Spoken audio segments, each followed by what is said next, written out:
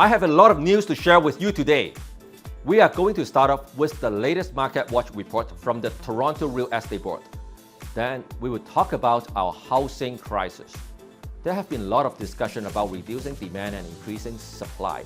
I'm going to share the latest movements on both the demand and supply side.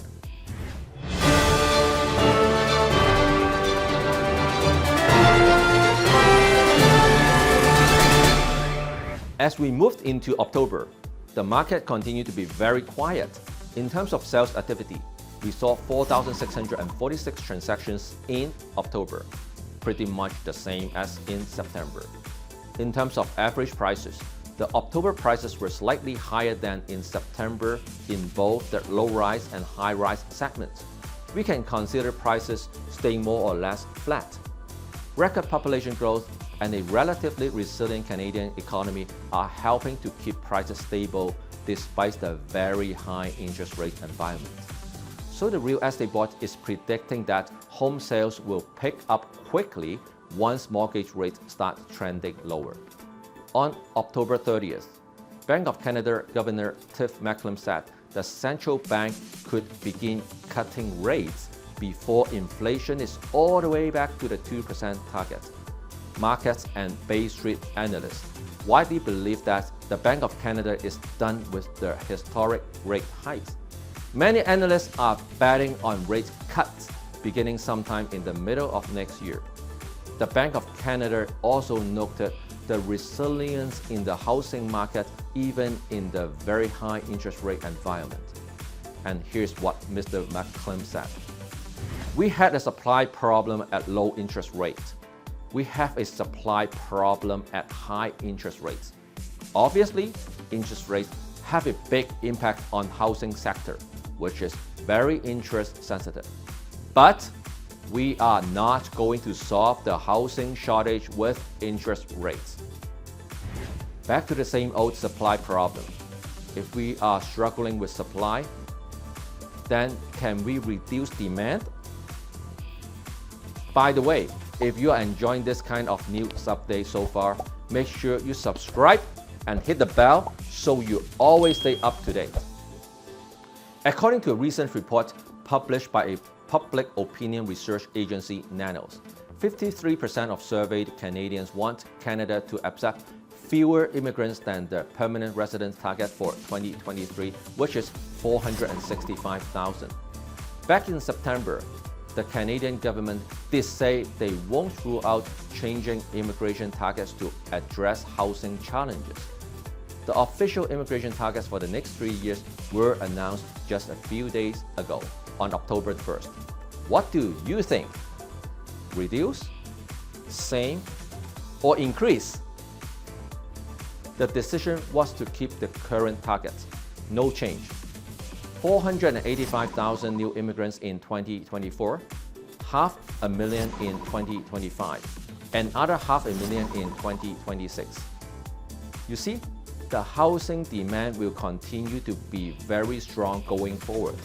So we are not cutting demand. Then, what are we doing on the supply side of things? The province of Ontario has set a 10-year building target for each city to meet. The city that tops the list, of course, the city of Toronto. Toronto needs to build 285,000 new homes in the next 10 years. Mississauga is coming second, with a target of 120,000 new homes. In third place, Brampton, 113,000 new homes. Markham, 44,000. Vaughan, 42,000. Richmond Hill, 27,000. Let's focus on the city of Toronto. Toronto's Mayor Olivia Chow says she's committed to the target of 285,000 homes over 10 years. As of now, about 95% of people in Toronto live in privately owned housing, and only 5% live in government housing. In order to meet the building target, the government aims to build 65,000 rental homes and have private builders take care of the remaining 220,000 homes. How much does this cost taxpayers to build 65,000 rental homes? The mayor is asking for $1 billion a year in grants for the next 7 years from the provincial and federal governments. That's a total of $7 billion. Is that really going to materialize? Well, the mayor says she is very optimistic. Let's just assume this can be done. It would only take care of 20% of the new home target. From a big picture point of view, the government is spending a very sizable amount of money to take care of a small part of the problem. In the end, we still need private builders to solve the majority of the problem because they will need to build the remaining 80%. That's 220,000 homes in 10 years. So Toronto developers would have to build roughly 22,000 units per year. This year, we are already 14,000 units behind. The very high interest rate is definitely the thing.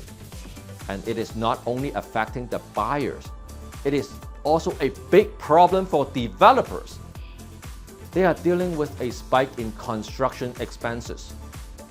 Building costs have gone up 55% since the start of the pandemic because of material and labor shortages. But developers can only push up prices so far. If their prices is too high, no one is going to buy. If their pricing is too low and that they can't make any profit, then it doesn't make any economic sense to build. That's exactly what happened this year. We are already 14,000 units behind. Developers had been expected to launch at least 27,000 units in the Toronto region this year. But as of the end of September, they had only launched about 13,000. I don't know how we are going to catch up. We'll have to wait for the interest rates to come down to spark more sales. As of now, we are quite stuck. Demand remains strong, but supply is actually dropping. I would like to hear your thoughts on this. Comment below and let me know. I will keep you posted on how things unfold. So make sure you subscribe and hit the bell now.